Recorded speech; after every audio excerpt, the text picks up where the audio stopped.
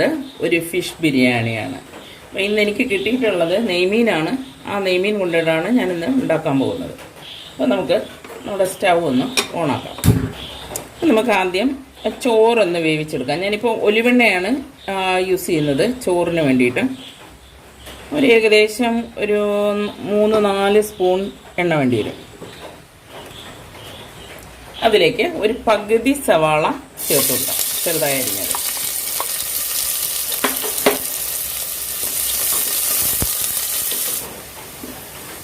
കൂടെ തന്നെ ഒരു 3 പച്ചമുളക് 2ആയി കീറിയത്, ഒരു 4 ഏലക്ക, കുറച്ച് പട്ടയും കൂടി ഇതിനകത്ത് ചേർത്ത് കൊടുക്കാം. ഇതിപ്പോൾ ചോറിന് വേണ്ടിയിട്ടാണ് ഞാനിത് ഇത്രയും ചേർത്തിട്ടുള്ളത്.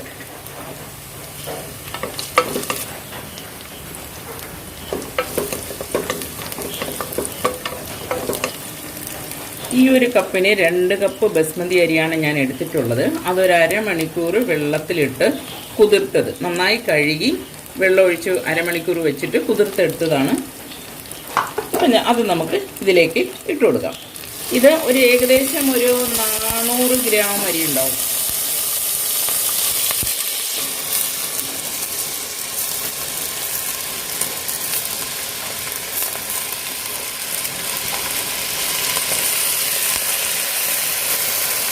നമുക്കിത് ചെറുതായിട്ടൊന്ന് വഴറ്റി കൊടുക്കാം.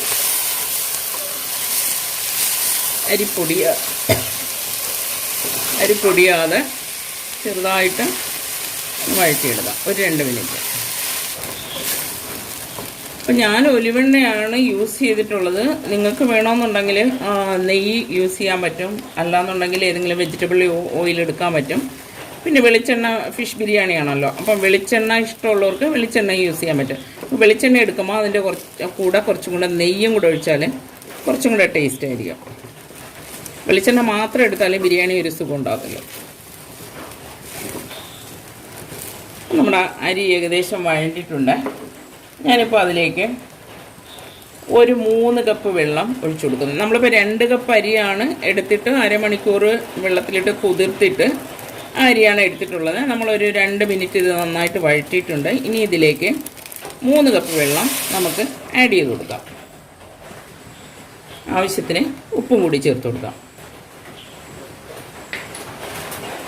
ഇനി ഇത് ഏകദേശം ഒരു 10 മിനിറ്റ് ആകുമ്പോഴത്തേക്ക്, ഒരു 10-12 മിനിറ്റ് ആകുമ്പോഴേക്കും ചോറ് റെഡിയാവും. അപ്പോഴത്തേക്ക് ചോറ് റെഡി ആകുമ്പോഴത്തേക്ക് നമ്മളെ മീൻ നമുക്ക് റെഡിയാക്കി എടുക്കാം.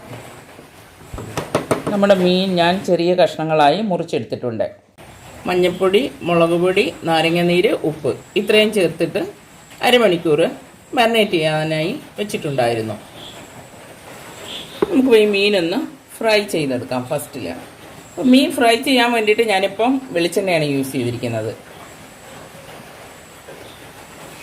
നമുക്കിനി ഓരോ മീനായി ഇതിലിട്ട് ഒന്ന് ഫ്രൈ ചെയ്തെടുക്കാം.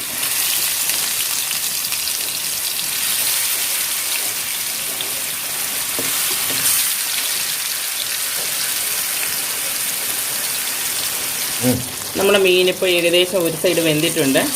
നമുക്കിനി ഇതൊന്ന് മറിച്ചിട്ട് കൊടുക്കാം. ഒരുപാടങ്ങ് മൊരിയണമെന്നൊന്നുമില്ല, ഒരു ഏകദേശം നമുക്കൊന്ന് വെന്ത് കിട്ടിയാൽ മതി.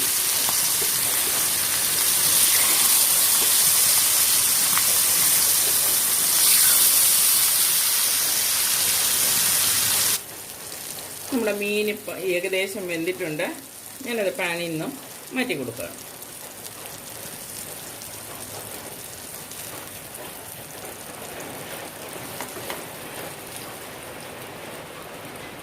ബാക്കി മീനും കൂടെ നമുക്കിതിലേക്ക് ഇട്ട് കൊടുക്കാം. ഇതിപ്പോൾ ഏകദേശം ഒരു 400 ഗ്രാം അരി ഉണ്ടാവും, ഒരു 600 ഗ്രാം ഉണ്ടാവും മീൻ.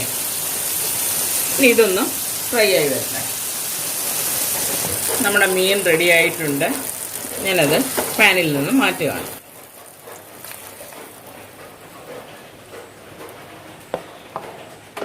ഞാനിപ്പോൾ മസാലയ്ക്ക് വേണ്ടിയിട്ട് ഞാനിപ്പം വീണ്ടും വെളിച്ചെണ്ണയാണ് യൂസ് ചെയ്യുന്നത്. അപ്പം മീനായതുകൊണ്ടാണ് ഞാൻ വെളിച്ചെണ്ണ യൂസ് ചെയ്യുന്നത്.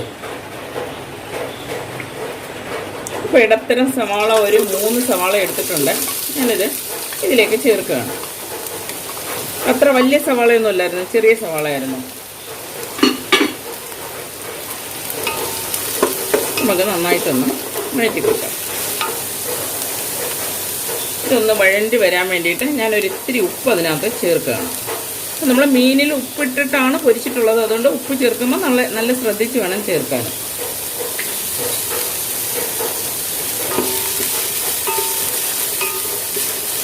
ഇനി നമുക്കിതൊന്ന് അടച്ചു കൊടുക്കാം.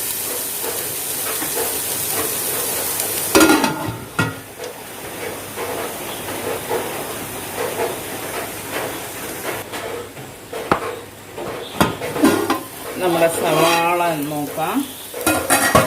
നമ്മുടെ സവാള ഇപ്പോൾ ഏകദേശം നന്നായിട്ട് വഴണ്ടിയിട്ടുണ്ട്. ഇനി നമുക്കിതിലേക്ക് ഒരു 1/4 കപ്പ് ചെറിയുള്ളി എടുത്തിട്ടുണ്ട്. അപ്പം നമ്മൾ ബിരിയാണിക്ക് എപ്പോഴും ചെറിയുള്ളി കൂടുതൽ എടുത്താൽ ബിരിയാണി നല്ല ടേസ്റ്റ് ഉണ്ടാവും. സവാള കുറച്ചും ചെറിയുള്ളി കൂടുതലും എടുത്താൽ നല്ല ടേസ്റ്റ് ഉണ്ടാവും. ഞാനത് അങ്ങനെയാണ് എടുത്തിട്ടുള്ളത്. ഞാൻ ചെറിയ 3 സവാള എടുത്തിട്ടുള്ളൂ, പക്ഷേ ചെറിയുള്ളി അത്രയും തന്നെ എടുത്തിട്ടുണ്ട്.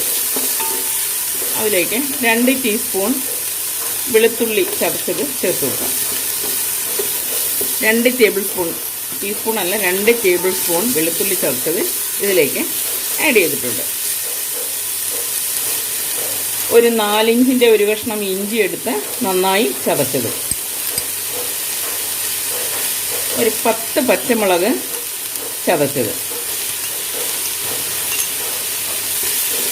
എല്ലാം കൂടി നമുക്ക് നന്നായിട്ട് വഴറ്റിയെടുക്കാം. നമുക്കിതൊന്ന് വഴണ്ടി വരാൻ വേണ്ടി വീണ്ടും ഒന്നുകൂടെ അടച്ചു വയ്ക്കാം. നമ്മുടെ സവാളയും ചെറിയുള്ളിയും വെളുത്തുള്ളിയൊക്കെ നന്നായിട്ട് ഏകദേശം വഴണ്ടിട്ടുണ്ട്. ഇനി ഞാനിതിലേക്ക് ഒരു 1/2 സ്പൂൺ മഞ്ഞൾപ്പൊടി ചേർത്ത് കൊടുക്കുകയാണ്.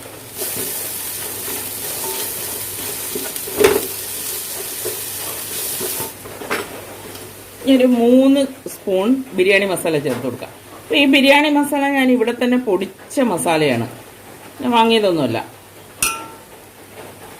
അപ്പം ഇതിനകത്ത് ഞാൻ ചേർത്തിട്ടുള്ളത് ജീരകം, പെരിഞ്ജീരകം, ഏലക്ക, ഗ്രാമ്പു, ജാതിക്ക, ജാതിപത്രി, കുരുമുളക്, ഇത്രയാണ് ഇതിനകത്ത് ചേർത്തിട്ടുള്ളത്.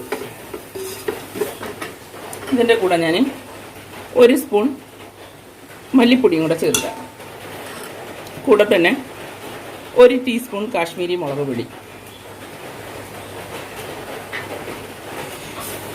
ഇതെല്ലാം ഏകദേശം നന്നായിട്ടൊന്ന് വഴറ്റിയെടുക്കാം. 3 തക്കാളി സ്ലൈസ് ചെയ്ത് വെച്ചിട്ടുണ്ടായിരുന്നു, അത് ഞാൻ ഇതിലേക്ക് ചേർത്ത് കൊടുക്കുകയാണ്.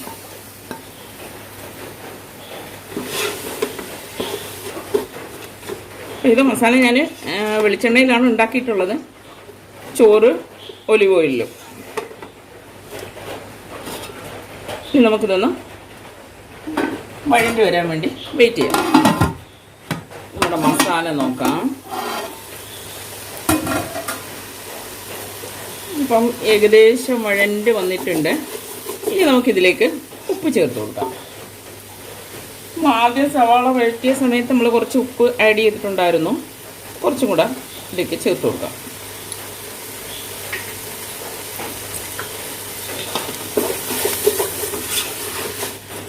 കൂടെ തന്നെ 1 കപ്പ് തൈര് ഞാൻ ചേർക്കുകയാണ്.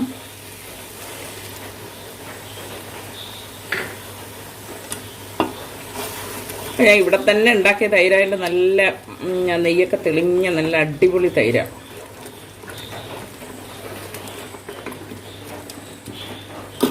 കൂടെ തന്നെ നമുക്ക് ഒരു 1.5 നാരങ്ങയുടെ നീരും കൂടെ ചേർത്ത് കൊടുക്കാം. ഇപ്പോൾ ഇത് മീനാണല്ലോ, മീനിന് ഏകദേശം ഒരു ചെറിയ പുളി വേണം, അതുകൊണ്ടാണ് ഞാൻ ഇതും കൂടെ ചേർത്ത് കൊടുത്തിട്ടുള്ളത്. അടിപൊളി ഒരു മണമൊക്കെ വരുന്നുണ്ട്, നല്ല മസാലയുടെ ഒരു മണമൊക്കെ വരുന്നുണ്ട്. ഇനി നമുക്കിതിലേക്ക് എടുത്തു വെച്ചിട്ടുണ്ടായിരുന്ന മല്ലിയിലയും പുതിനയിലയും ആഡ് ചെയ്ത് കൊടുക്കാം.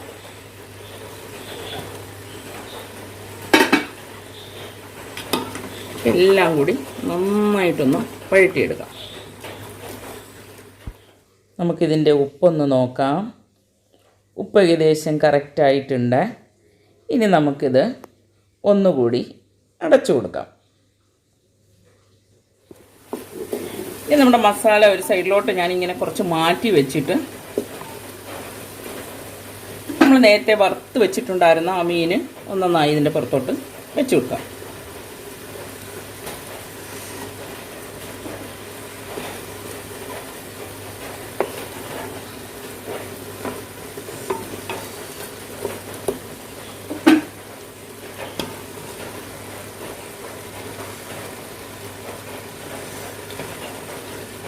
എണ്ണയും കൂടെ കുറച്ച് ഒഴിച്ചു വെക്കാം.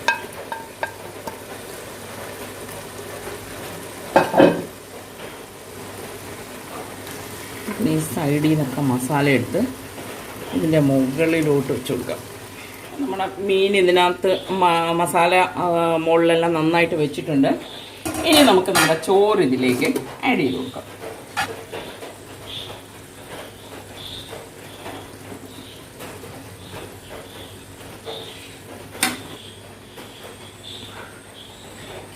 ഇതിൻ്റെ മുകളിലായി കുറച്ച് മല്ലിയിലയും പുതിനയിലയും കൂടെ അരിഞ്ഞത് ചേർത്ത് കൊടുക്കുക. കുറച്ച് സവാള വഴറ്റിയത് ആഡ് ചെയ്ത് കൊടുക്കാം. കുറച്ച് മുന്തിരി ഞാൻ നെയ്യിൽ വഴറ്റി വെച്ചിട്ടുണ്ടായിരുന്നു, അത് ഇതിലേക്ക് ചേർത്ത് കൊടുക്കാം. കുറച്ച് നട്ട്സ് ഇതിൻ്റെ മുകളിലേക്ക് നമുക്ക് ഇട്ട് കൊടുക്കാം.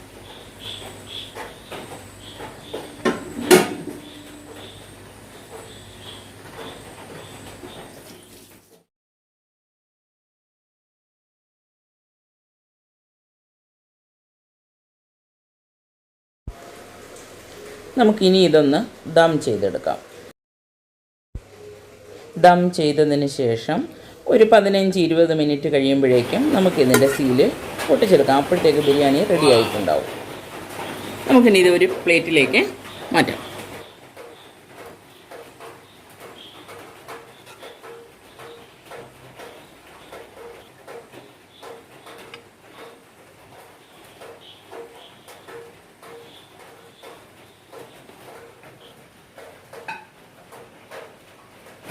നമ്മുടെ ഫിഷ് ബിരിയാണി റെഡി ആയിട്ടുണ്ട്. ഞാനത് എനിക്ക് കഴിക്കാൻ വേണ്ടിയിട്ട് കുറച്ചിങ്ങോട്ടിങ്ങ് മാറ്റുകയാണ്.